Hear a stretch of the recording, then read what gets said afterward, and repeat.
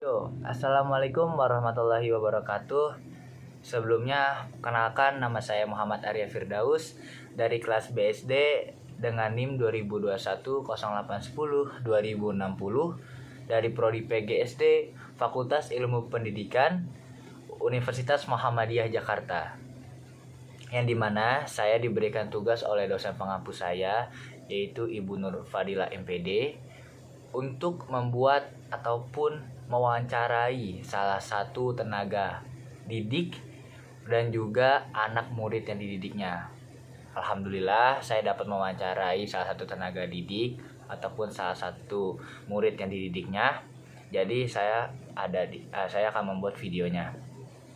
Sebelum menonton video yang mengenai wawancara, saya menghimbau bahwasannya dalam video mewawancarai guru tersebut adanya pemotongan pada video tersebut ataupun video tersebut tidak sampai selesai karena memang ada kendala dari pas melakukan wawancara.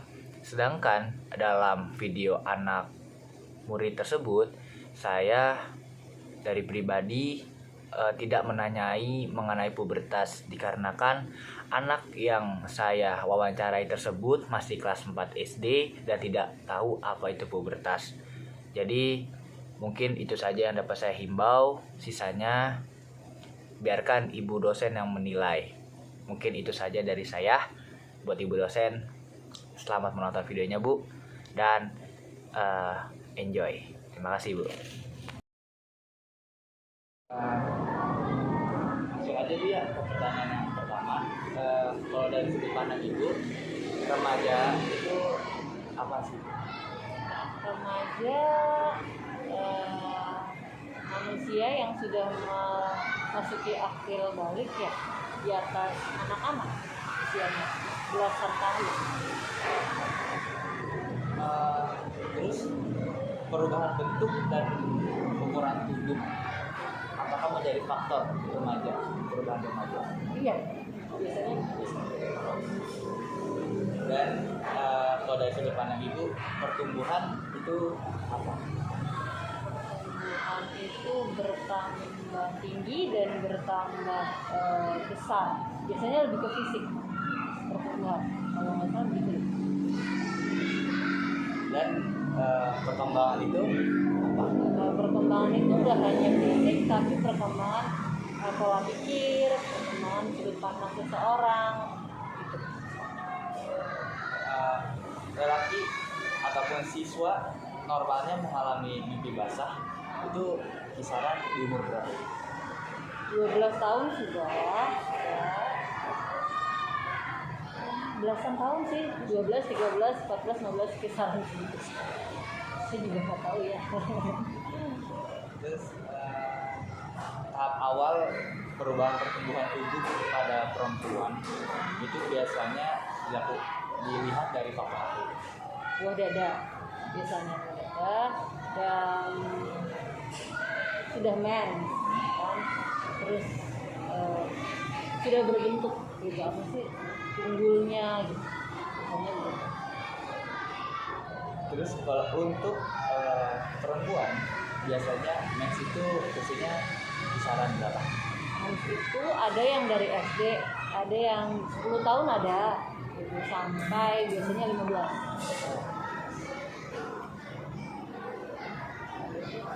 Dari sudut pandang Ibu, anemia itu apa Ibu?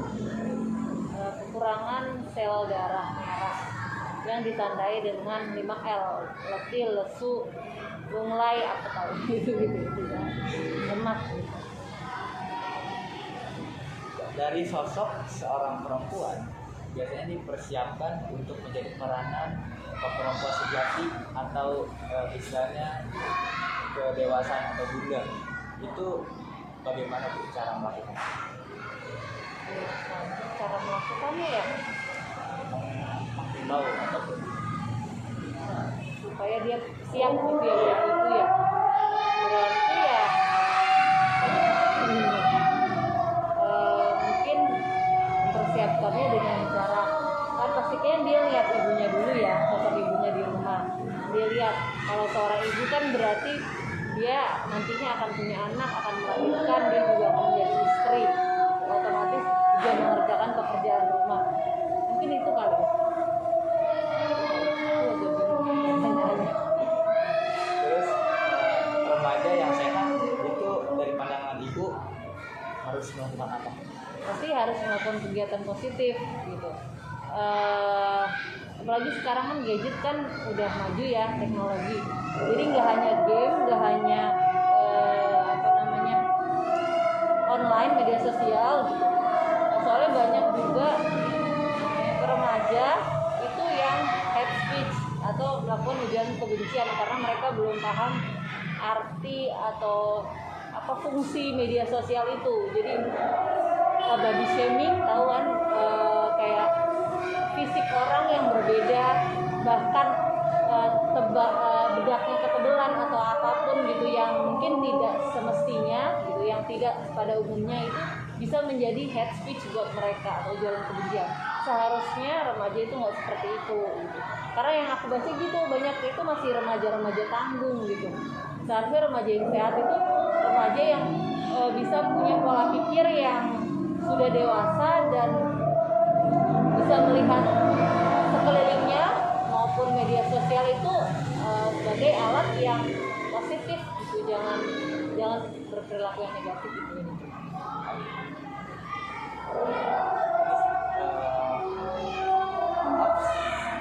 Abstinensi sih bu, abstinensi itu kayak himbauan tentang pola pikir siswa agar tidak melakukan hal yang Demo gitu. negatif. Siswa. Ya Allah, mahasiswa. Jangan tontonan sih. Jangan banyak nonton sinetron, jangan banyak nonton yang negatif di media sosial juga. Otomatis dia bakal ngelakuin hal positif juga gitu sehari-hari gitu. Ya mungkin membantu orang tua gitu. Semuanya sih tontonannya sih dimulai gitu. Anak yang tidak juara kelas itu cara ibu menghiburnya itu bagaimana? Paling kalau aku realistis ya orangnya, aku bilang gini, walaupun kamu nggak juara kelas, banyak teman ibu sendiri aja nggak juara kelas, ketika dia dewasa dia bisa sukses. Jadi juara kelas itu bukan patokan utama untuk kamu mentang-mentang ranking 1 atau 2 langsung jadi apa gitu kan, ASN atau bagaimana, enggak, itu belum tentu. Karena di sepanjang jalannya bisa aja amit-amit ya dia belok atau bagaimana gitu, namanya kan kadang jalan nggak lurus gitu. Dan ibu juga bukan dan itu juga saya balikin ke diri saya gitu, ibu juga bukan orang yang juara kelas ranking 1, tapi memang pernah dapat 10 besar tapi nggak peringkat 1 atau 2. Alhamdulillah bisa jadi guru gitu, karena balik lagi kamu jadi anak yang baik dulu deh gitu, insya Allah jalanmu juga lurus. Dari segi religius, dari sudut pandang ibu, agama itu gimana? Agama itu benteng seseorang biar bisa berperilaku positif. Pada usia 7 tahun, seorang siswa itu kebiasaannya di sekolah tuh apa itu? Ini aku kuliah nih, aku masuk nih. Biasanya dia sudah mulai bergaul sama temannya, sudah mulai mengenali teman yang cewek dan cowok, sudah mulai memilah-milih teman, sudah mulai mengerti oh ini saatnya aku belajar. Kayaknya gitu deh.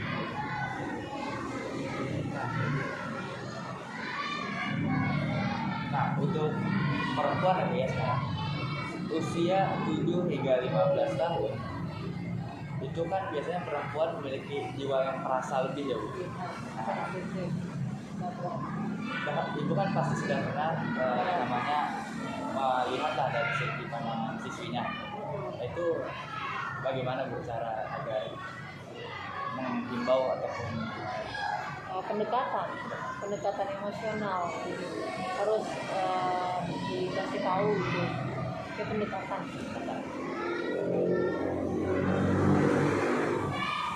Kita ke bidang olahraga ya Bu ya sekarang. Banyak ya. Maksudnya kirain dari siswa ternyata ke olahraga juga ya. Apa yang bisa dilakukan oleh remaja agar memiliki tinggi yang optimal? Minum susu ya. Minum susu, terus renang, olahraga renang tuh bagus. Sama apa tuh? Main trampolin tuh banyak bagus. Main volley gitu kan olahraga ya gitu. Itu sih gitu. Dan nggak bisa dipungkiri keturunan itu nggak bisa dibohongin, keturunan loh.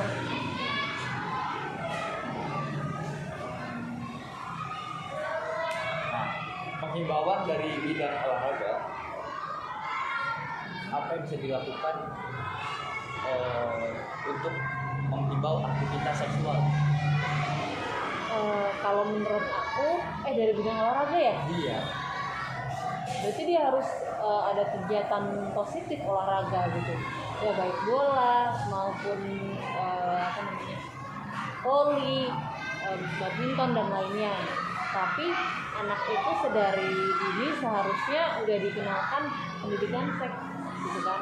Maksudnya pendidikan seks itu sesuai umurnya, bukan seks itu seperti apa ya, tapi seperti misalkan yang saya baca ya, anak siswa sekolah itu harusnya perempuan, biasanya perempuan atau laki-laki, mana bagian tubuh yang boleh dipegang oleh ayah ibunya, mana yang tidak boleh, misalkan tangan gitu, kepala gitu. Tapi mungkin maaf, dada ataupun alas vital itu tidak boleh disentuh oleh ayah pun tidak boleh gitu, apalagi orang lain gitu. Itu pendidikan seks dan hal positif olahraga itu penting buat mereka. Selanjutnya kita beralih ke bidang gizi. Nah, gizi sekarang Bu. Penerapan gizi seimbang sayur itu diporsikan berapa biasanya kalau ibu? Oh, gizi ya, sayur. Ke anak aku kali ya, 2 kali sehari sih, dia siang sama sore.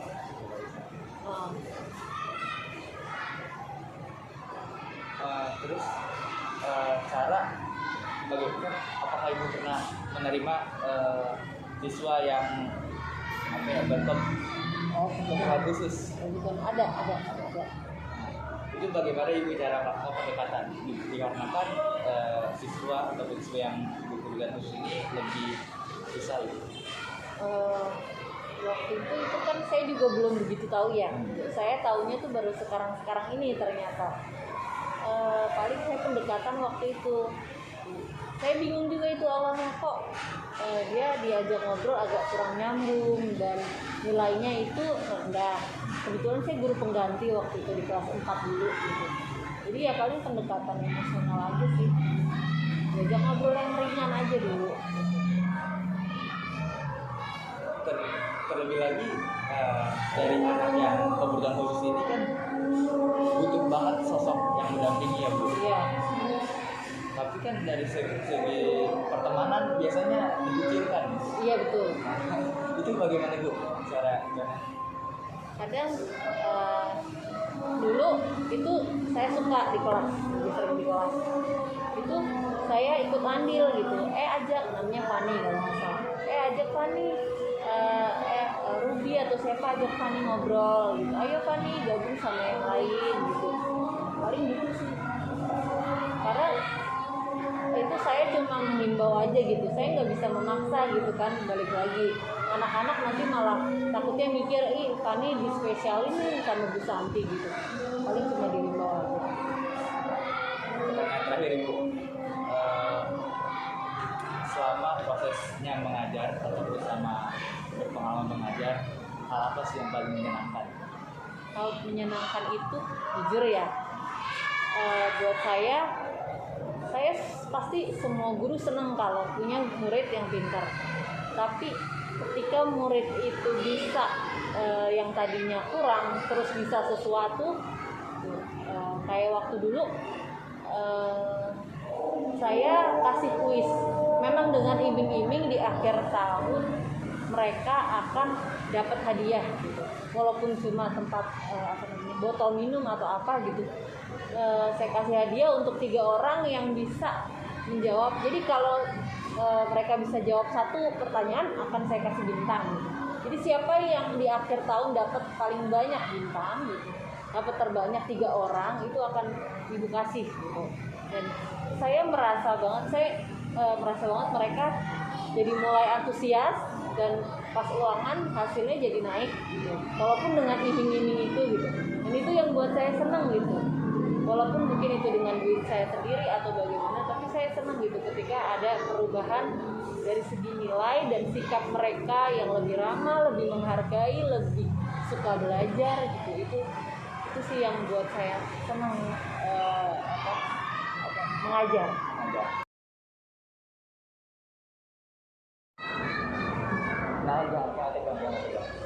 Nah, aku nanya tentang sekolah itu nyaman nggak?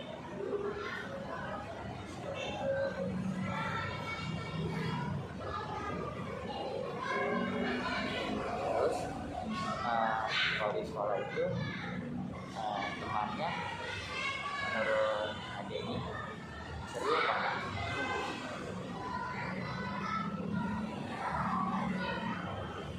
Kalau misalkan juara kelas senang banget apa sangat gampang?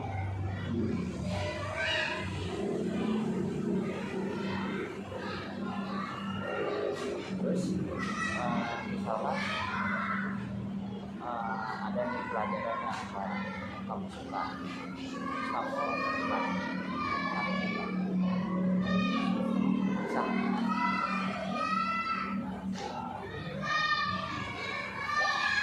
Dan terakhir, apa sih yang kamu pengen dikasih lagi?